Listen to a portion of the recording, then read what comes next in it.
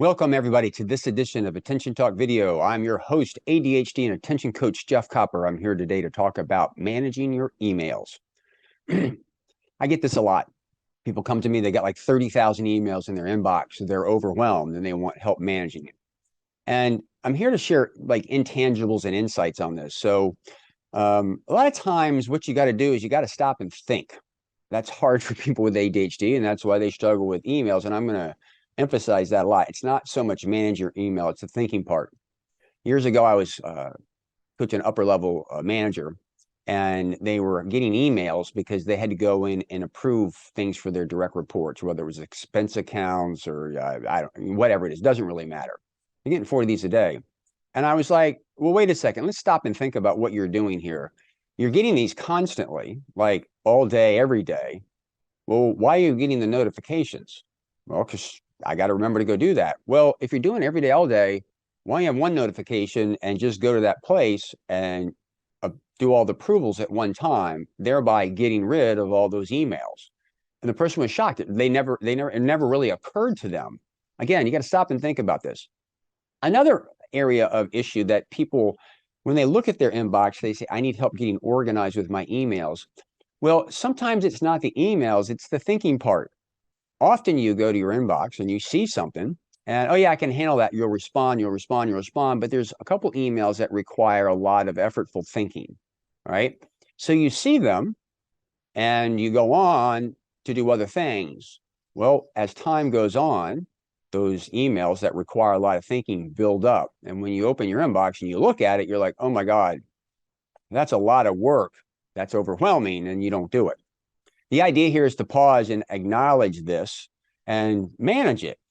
Either, like one of the things that I do, it requires a lot of thinking. I do a lot of printing things off because I like to spread it all out. It's easier for me to review something. I go through probably about a box of paper a month. I mean, I really print a lot, but it's cognitively a lot easier for me. But the idea is when you have those things, it's not always managing your emails, it's managing the thinking that's required for those emails. And this is really important because if you think it's about organizing the email and it's really about organizing your thoughts of managing the email, you can spend all kinds of time doing that and not really get there.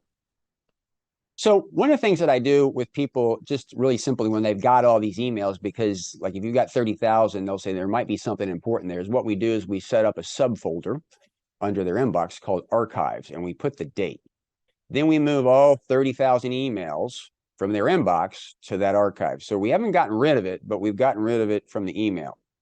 Now, what we do then is when the emails come in, the idea is like try to delete all the things that you need to delete when they come in. Like for me, I get lots of newsletters because I'm kind of wanting to know what people are doing. I don't read them a lot, but sometimes in the headline, I'll say, wait, there's a summit that I wasn't invited to. I wonder why. And go track that down. Or somebody's got something clever. But I mostly delete those.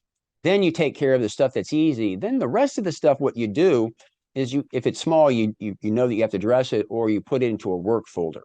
All right. But the idea is you segregate this stuff to get rid of all that visual clutter and then sit down and say, these are the ones that require thinking.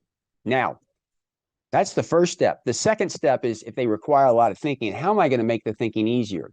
We've talked ad nauseum on this channel about working memory and thinking inside your head towards a goal and how it's impaired and you need to externalize it.